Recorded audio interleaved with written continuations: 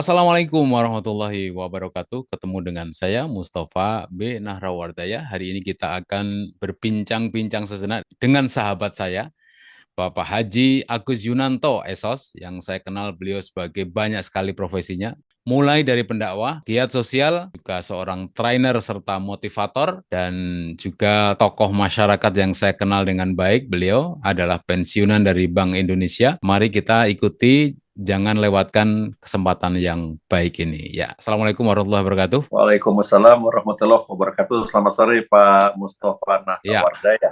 saya ingin Anda bercerita ya. Selama ini saya lihat Anda adalah seorang pendakwah, pegiat sosial, dan juga seorang trainer, motivator, dan juga pensiunan Bank Indonesia. Ya, terima kasih Pak Mustafa.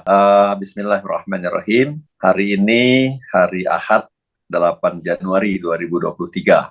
Ya, kita baru masuk ke tahun 2023. Yang bisa saya sampaikan dalam kesempatan ini mungkin yang agak lebih dekat dengan kegiatan saya sekarang ini beberapa bulan lalu, Pak Mustafa, tepatnya pada bulan Juli sampai dengan September 2022, saya bersama Ustadz Bohri Muslim itu melakukan dakwah di Eropa dan di Inggris, di negara Switzerland, Belanda, Jerman, dan di Inggris. Luar biasa, sangat berkesan karena cukup lama kami berdakwah. Nah, di samping itu, Pak Mustafa, saya juga punya aktivitas sebagai trainer dan motivator, mengajar di bidang motivasi dan komunikasi. Di samping itu, saya juga lagi belajar berdakwah, ya sesekali jadi khatib sholat Jumat, ceramah di beberapa tempat, termasuk saya pernah ceramah di Sydney dan di Melbourne di Australia pada 2019 yang lalu dengan tema-tema komunikasi dan motivasi serta parenting. Itu yang lebih sering saya kerjakan ya Pak Tapi ngomong-ngomong Mustafa. kok saya lihat sering di luar negeri, emang ini dulunya adalah pekerjaan Anda atau baru setelah pensiun ini kegiatan seperti itu? Ya, dulu Alhamdulillah tahun 2009 saya pernah ditugaskan oleh Bank Indonesia tempat saya bekerja di BI London di Inggris selama 1 tahun. Dan ketika saya di sana, saya membangun komunitas, membangun komunikasi dengan teman-teman, bukan hanya di Inggris, tapi juga di seluruh daratan Eropa. Melebar sampai ke Amerika, karena tugas-tugas yang saya lakukan juga membuat saya melakukan kegiatan sampai ke New York, ke Washington. Kalau di Inggris pasti ya, oleh tugas saya ketika itu seluruh daratan Eropa. Gitu. Kalau Mendampingi. di tengah-tengah kegiatan itu, apa yang Anda dengar tentang Indonesia sampai saat ini? Ya, Indonesia sekarang dalam taraf kita kan masih dibilang negara berkembang ya, berkembang dalam arti positif gitu ya, berkembang untuk mengembangkan ekonomi, politik, hukum dan seterusnya gitu. Nah, karena kita negara berkembang, saya memaklumi bahwa kita terus harus sama-sama berjuang bagaimana kita bisa mengembangkan negara kita menjadi lebih baik dan lebih sejahtera ke depannya. Kalau urusan politik, Pak Agus, apa yang Anda bisa katakan untuk hari ini? Kan ini kan banyak isu-isu politik ya, memang banyak. Barusan berapa partai politik lolos ya, kemudian isu-isu yang terkait dengannya, apa yang bisa Anda katakan?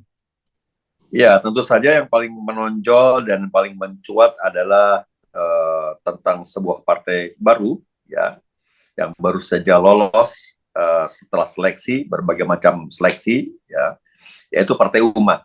Itu yang saya lihat karena saya memperhatikan, mencermati ya, dari mulai dinyatakan tidak lolos sampai lolos, itu perjuangan yang luar biasa untuk sebuah Partai Umat. Hmm. Saya melihatnya ini sebuah dinamika, Pak Tova. Ya, dinamika, romantika berpolitik itu biasa di negara kita ya, sebagai negara yang berkembang katanya begitu kan, hal yang biasa. Tapi yang saya amati adalah bagaimana Partai Umat ini berjuang ya dengan segala daya upaya kekuatan yang dimiliki. Semua para kader itu berjuang bahu membahu untuk bagaimana bisa meloloskan, karena sebetulnya persyaratan yang diminta atau yang dipersyaratkan oleh KPU dalam hal ini itu memang sebetulnya sudah terpenuhi. Hanya saja mungkin ada hal-hal lain yang teknis atau non teknis ya yang membuat pertama dinyatakan tidak lolos. Kemudian setelah diperjuangkan dengan segala macam daya upaya dan dengan fakta dan data yang ada, alhamdulillah bisa lolos. Ini perjuangan ini luar biasa. Baik, apakah kemudian dengan kisah ya dari awal ya kemudian sampai tidak lolos sampai kemudian di Bawaslu kemudian lolos itu kemudian terbersit ya di hati Pak Agus ya, ada sesuatu yang spesial yang ini Anda katakan. Apakah semua partai itu sebenarnya sama atau sebenarnya tiap partai memiliki ciri khas yang berbeda?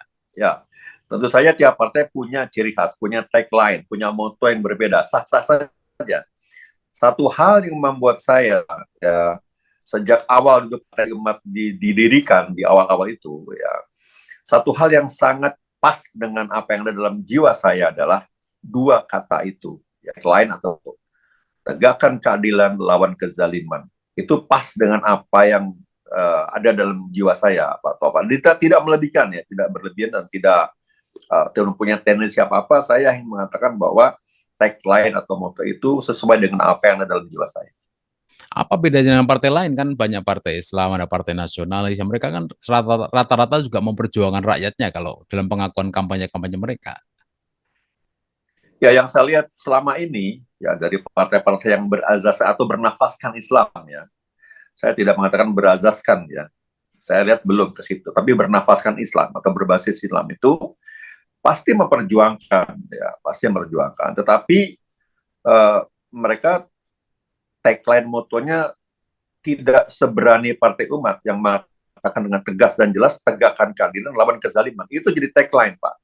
Yang lainnya partai yang berbasis Islam atau bernafaskan Islam itu kan tidak dengan vulgar terbuka menyatakan sikap seperti itu. Nah, itu bedanya. Apakah kemudian Pak Agus nanti kepada circle Pak Agus, kepada teman-teman, sahabat, keluarga, apakah kemungkinan berani ya untuk menyampaikan apa yang Anda yakini ini kemudian kepada teman-teman, kepada sahabat, kepada keluarga, ini loh partai umat itu berbeda dengan yang lain dan mungkin ini mungkin bagi kami ini yang saat ini mungkin menjadi pilihan sementara saat ini. Andai kan pemilu sekarang, oh ini kita coblos misalnya seperti itu. Apa mungkin berani mengatakan seperti itu pada sahabat-sahabatnya? Insya Allah, kan saya katakan seperti itu. Karena tadi itu Pak Tova ya, bahwa di samping partai-partai yang sudah ada, ya saya melihat memang memperjuangkan kesejahteraan rakyat dan umat khususnya, ya umat Muslim pada khususnya. Tapi saya kira berbeda dengan partai umat ya. Tadi itu kembali lagi ke tagline Pak.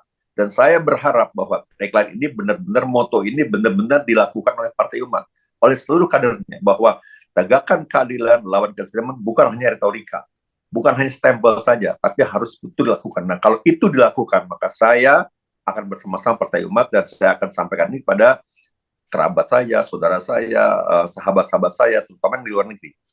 Apakah Pak Agus yakin ya kira-kira misalkan sekarang kan tokoh-tokoh yang ada di dalam misalkan ada Pak Amin Rais, kemudian ada Pak Ridho Rahmadi, ada Pak MS Kakban, ada Ustadz Sambo, dan seterusnya. Tokoh-tokoh itu apakah kemudian menjadi sebagian jaminan bahwa kemungkinan ya insya Allah ini akan dilaksanakan sesuai dengan tagline yang Anda maksud tadi? Sejak dulu Pak Amin Rais memimpin PAN, kemudian beliau tokoh Muhammadiyah, saya sejak dulu bersimpati kepada beliau Pak Tova dengan tidak melebihkan.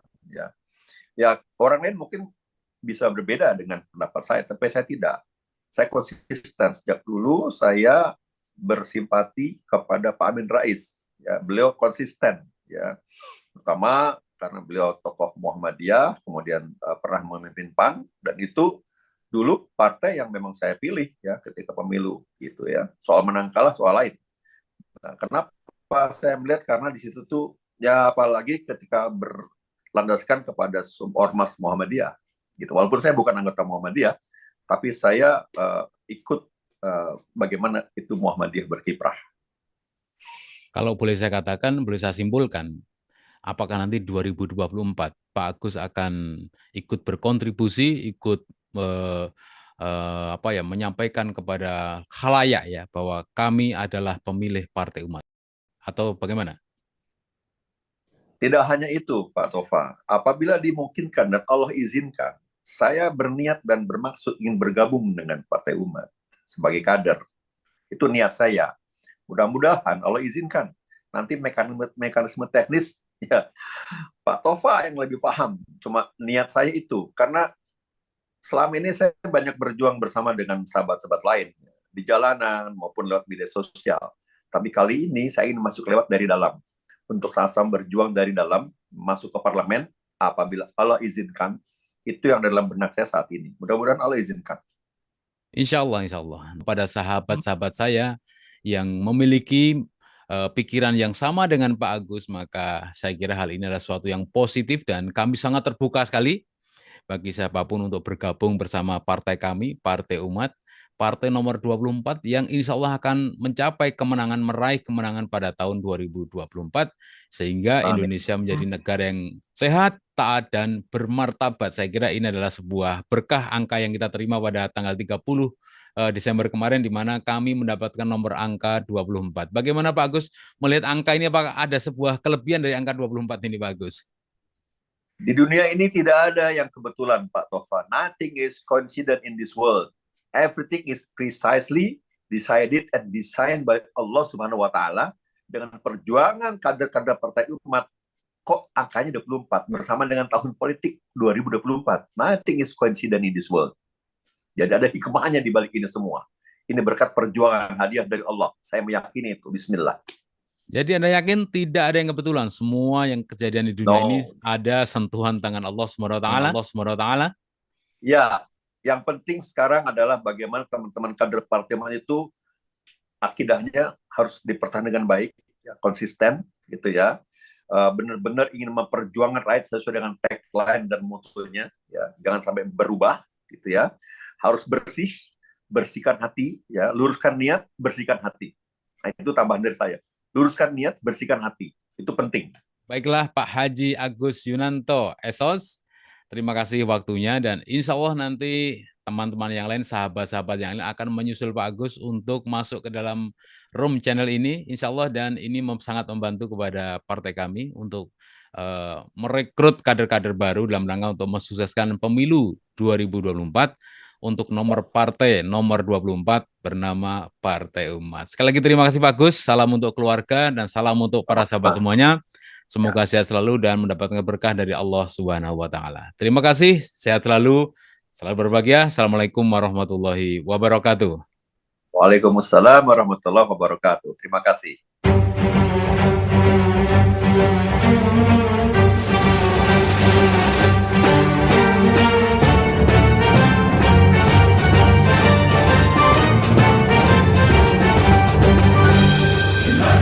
Panggilan Sarwari, barisan para pendiri negeri, selamatkan bumi air pertiwi, berjuang karena perintah